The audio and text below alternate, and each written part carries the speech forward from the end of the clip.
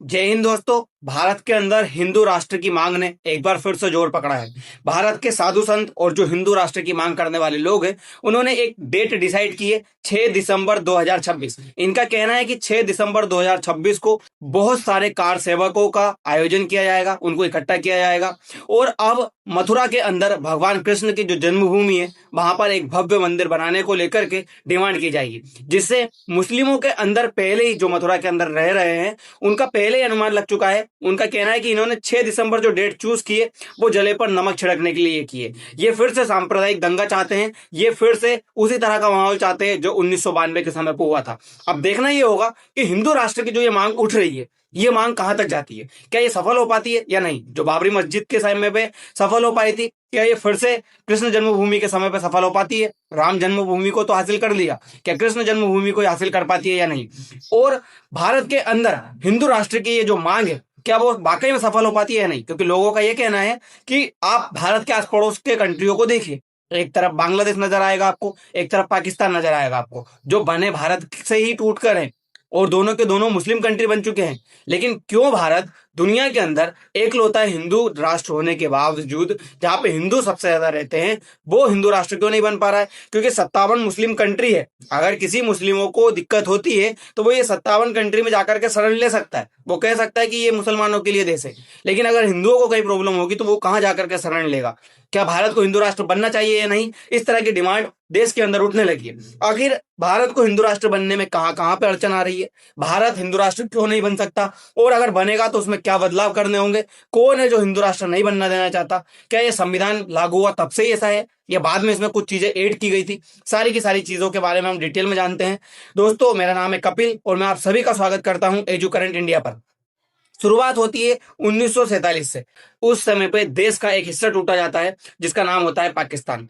पाकिस्तान के दो हिस्से होते हैं, एक पूर्वी पाकिस्तान और एक पश्चिमी पाकिस्तान। लेकिन 1971 में बांग्लादेश अलग राष्ट्र बना दिया गया। भारत की मदद से बांग्लादेश बन तो गया, लेकिन बांग्लादेश उस समय पे इतना पावरफुल नहीं हुआ करता था। बांग्लादेश ने ये डिसाइड किया कि वो भी खुद को मुस्लिम राष्ट्र घोषित करेगा। तो बांग्लादेश और पाकिस्तान, जो ये 57 मुस्लिम कंट्री है, उनमें ये दो देश भी शामिल हो गए जो कि भारत से ही टूट करके बने थे। लेकिन फिर सवाल भारत की जनता के मन में आता है कि जब ये भारत से टूट करके धर्म के आधार पर ही बने थे, जब भारत के अंदर सिर्फ एक ही धर्म रह बचा था और जो दूसरे धर्म है वो इसमें बोलते, ऐसा नहीं है कि अगर हिंदू राष्ट्र बन जाएगा तो दूसरे धर्म नहीं रह पाएंगे, सभी रहते हैं। जैसे यहाँ पे भी सभी रहते हैं, यहाँ पे भी सभी रहते हैं, ये 57 मुस्लिम कंट्री में सभी धर्म के लोग रहते हैं। पर एक नाम के तौर पर रह जाएगा कि हाँ ये हिंदू राष्ट्र है। किसी को अगर आना होगा तो वो हिंदू राष्ट्र के नाम पर भारत के अंदर आकर के शरण ले सकता है। लेकिन नहीं घोषित किया गया भारत को। भारत को क्यों घोषित नहीं किया गया, उसके बारे में भी हम थोड़ा सा जान लेते हैं। उससे पहले ये जानते हैं कि पहली बार हिंदुत्व शब्द की जो शुरुआत है वो कैसे की गई, हिंदू राष्ट्र की मांग पहली बार कहां पे उठी। तो पहली बार 1923 में जो विनायक दामोदर सावरकर है, इनके द्वारा एक पुस्तक लिखी गई थी जिसका नाम था हिंदुत्व। कौन है हिंदू, कहां से आए हैं हिंदू, और हिंदुओं का क्या कोई राष्ट्र होना चाहिए, इस तरह की डिमांड को लेकर के 1923 में ये पुस्तक लिखी गई थी, जिसमें पहली बार हिंदू राष्ट्र की डिमांड की गई थी कि भारत के अंदर हिंदू राष्ट्र बनना चाहिए। लेकिन 1925 में ही आरएसएस की स्थापना कर दी जाती है। आरएसएस की स्थापना क्यों की जाती है, क्योंकि आपको पता है हिंदुओं को ज्यादा से ज्यादा बढ़ावा मिल सके, हिंदुओं को सपोर्ट मिल सके और हिंदुओं की कोई मांग है जो आगे ला करके लाई जा सके, सरकार के सामने रखी जा सके, इसलिए आरएसएस की स्थापना की गई। उसी आरएसएस से जनसंघ बनती है, उसी आरएसएस से जो है बीजेपी निकलकर सामने आती है। तो आज ये जो बीजेपी बनी हुई है ये भी कहीं ना कहीं आरएसएस से ही जुड़ी हुई है। तो ये आरएसएस की शुरुआत 1925 में विनायक दामोदर सावरकर की पुस्तक के बाद हो जाती है। 1923 में विनायक दामोदर सावरकर की पुस्तक जैसी सामने आती है, जिसके बाद में देश आजाद होता है। और आजाद होने के बाद महात्मा गांधी के द्वारा कहा जाता है कि ये भारत जो है वो एक सेक्युलर कंट्री बनना चाहिए।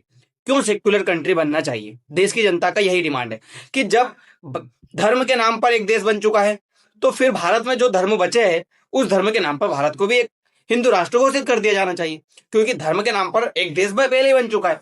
लेकिन फिर जो इसके तर्कवार है, इसके सपोर्ट में है, वो ये कहते हैं कि भारत को आजादी दिलाने में सभी धर्मों का हाथ था, इसलिए भारत को एक हिंदू राष्ट्र घोषित नहीं किया जा सकता।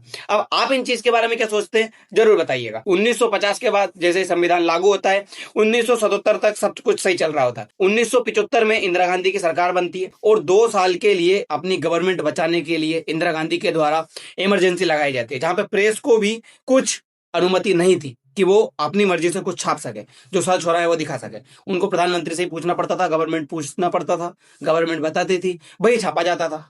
अब प्रेस भी नहीं छाप सकती, प्रिंटिंग प्रेस भी, तो इंदिरा गांधी ने उस समय पे एक संविधान संशोधन किया। उसका नाम था 42वां संविधान संशोधन अधिनियम 1976। 1976 में ये संविधान संशोधन लाया गया, जिसे लघु संविधान भी कहा जाता है।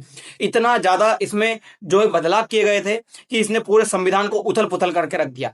जिसमें प्रस्तावना में 3 शब्द जोड़े गए थे। एक शब्द था पंथ निरपेक्ष, जिसे सेक्युलर कहा गया। एक शब्द था अखंडता, और एक शब्द था समाजवादी। ये 3 शब्द जो है प्रस्तावना में जोड़े गए थे। अगर प्रस्तावना में कोई शब्द जोड़ दिया गया है तो वो संविधान का मूल ढांचा हो जाता है, जिसे केशवानंद भारती मामले में 1973 में कहा गया था कि अगर इस तरह की कोई चीज आती है जो मूल संविधान को प्रभावित करेगी, तो हम उस तरह की चीजों को एक्सेप्ट नहीं करेंगे, मूल संविधान को नहीं बदलने दिया जाएगा। और मूल संविधान भारत का कहता है कि भारत एक सेक्युलर कंट्री होगा। क्यों? क्योंकि 42वां संविधान संशोधन अधिनियम करके ये सब कुछ इसमें जोड़ दिया गया। अब ये इसमें क्यों जोड़ा गया? क्योंकि चाहते थे कि भारत कभी भी हिंदू राष्ट्र ना बन सके, क्योंकि उन शायद इनको अनुमान हो चुका था कि आने वाले समय में इस तरह की डिमांड उठेगी, इस तरह की पार्टी आ जाएगी, जो हो सकता है संविधान में संशोधन करके ये सब चीजें चेंज कर दे। लेकिन ये चीजें अब चेंज नहीं हो सकती, प्रस्तावना में ये चीज जुड़ चुकी है और इसमें अब सुप्रीम कोर्ट इन्वॉल्व हो चुका है। और सुप्रीम कोर्ट इन्वॉल्व हो चुका है इसको मूल संविधान का कह करके, मूल ढांचा कह करके। इसीलिए अब संविधान में हिंदू राष्ट्र जो है बदलाव नहीं किया जाएगा। लेकिन अगर भारी बहुमत से, जिसमें आधे राज्यों को भी अनुमति हो, तो ये जो बदलाव वो किया जा सकता है। लेकिन अब आधे राज्यों की अनुमति लेना बहुत मुश्किल है। अभी फिलहाल में पार्टी के पास बहुमत भी नहीं है, जो सत्तारूढ़ पार्टी है उसके पास, तो ये चीजें होना बहुत मुश्किल है। इंदिरा गांधी ने ये चीजें जोड़ करके ये दिखा दिया था कि भारत हिंदू राष्ट्र नहीं बनेगा। ऐसे ही मुस्लिमों के जो राष्ट्र है उनमें भी तो लिखा हुआ है कि वो सारे के सारे कंट्री एक मुस्लिम राष्ट्र है। लेकिन क्या ऐसा है कि वहां पे हिंदू नहीं रह सकते? क्या ऐसा है वहां पे सिख, ईसाई, जो यहूदी, जो भी धर्म है के देश है, जो भी धर्म के लोग हैं वो नहीं रह सकते? सब रहते हैं आसानी से। तो क्या भारत को हिंदू राष्ट्र नहीं घोषित किया जा सकता था? भारत को किया जा सकता था। भारत के अंदर भी तो सब लोग आसानी से रहते ही सही। आधुनिक समय पर हिंदू राष्ट्र की मांग कब उठी? 1957 में भारत जनता संघ का स्थापना होती है, और उसके बाद में 1980 में बीजेपी बनती है। उसी से जब बीजेपी सामने निकल कर आती है तो 1980 के समय पे ही जो है हिंदू राष्ट्र की मांग ज्यादा उठ जाती है। उसी समय पे 92 के समय पे जो है बाबरी मस्जिद गिराई जाती है। उस समय पे मुसलमानों के द्वारा कहा जाता है कि अब भारत के अंदर सुरक्षित नहीं रहा जा सकता, भारत के अंदर मुसलमानों के लिए सुरक्षित जगह नहीं है। अभी एक चिट्ठी लिखी गई यूएन को, जिसमें कहा गया कि भारत के अंदर मुस्लिम सुरक्षित नहीं है। तो यूएन की तरफ से भी जवाब आ गया कि जहां पे सुरक्षित है वहां चले जाइए। 57 देश है आपके, आप किसी भी देश में जाकर के रह सकते हो, लेकिन हिंदुओं का तो एक भी राष्ट्र नहीं है। हिंदुओं के लिए कोई राष्ट्र बचा ही नहीं। हालांकि भारत है तो भारत को हिंदू राष्ट्र घोषित किया जाना चाहिए। नेपाल को भी तो हिंदू राष्ट्र घोषित नहीं किया जा रहा है। नेपाल के अंदर भी डिमांड उठ रही है कि जिस तरह से नेपाल पहले हिंदू राष्ट्र हुआ करता था, उसी तरह से नेपाल को फिर से हिंदू राष्ट्र बनाया जाए। लेकिन नेपाल फिर से हिंदू राष्ट्र नहीं बन पा रहा है। अब सेक्युलर उन्होंने बना लिया, गलती उन्होंने कर ली। हिंदू राष्ट्र हुआ करता था, सेक्युलर बनाना ही नहीं था उनको। अब वो फिर से डिमांड कर रहे हैं। तो भारत के अंदर हिंदू राष्ट्र की जो डिमांड है वो फिर से उठ रही है। भारत हिंदू राष्ट्र बनना चाहिए या नहीं, इस चीज के बारे में आप जरूर बताइएगा। अगर देखा जाए तो भारत के अंदर 2011 की जनगणना के अनुसार 79% हिंदुओं का है, 14.20 जो प्रतिशत है वो मुस्लिमों का है। उसके बाद में अदर जो है फिर क्रिश्चियन, यहूदी, सिख, ईसाई सारे के सारे। अब अगर नया डाटा जो आ जाएगा, उम्मीद है कि ये इतना और कम हो जाएगा, बचेंगे फिर इतने हिंदू।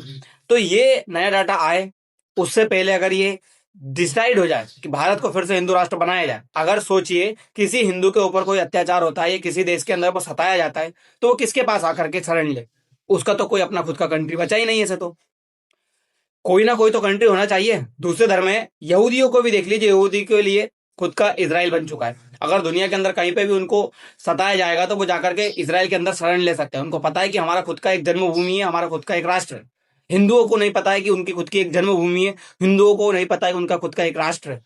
तो इस तरह का जो है घोषित करना होगा, बनाना होगा, और इसको बनाने में समय लगेगा। लोग हैं जो कह रहे हैं कि एक तो अभी जो भारत चला आ रहा है उसी भारत को हिंदू राष्ट्र घोषित कर दिया जाए, और कुछ लोग जो है वो कह रहे हैं कि जैसा भारत पहले हुआ करता था, जिसे अखंड भारत कहा जाता था, उस भारत को फिर से लेकर के आया जाए और उसे हिंदू राष्ट्र घोषित किया जाए। अब आप किसकी तरफ हो? जो अभी का भारत है उसको हिंदू राष्ट्र घोषित किया जाए, या जो पुराना भारत था जिसे अखंड भारत कहा जाता था उसको बना करके उसको हिंदू राष्ट्र घोषित किया जाए, या फिर सिर्फ और सिर्फ हिंदू राष्ट्र घोषित किया जाए? आप किसके तरफ हो जरूर बताइएगा। फिलहाल के लिए इतना ही, मिलते हैं अगली वीडियो में। धन्यवाद।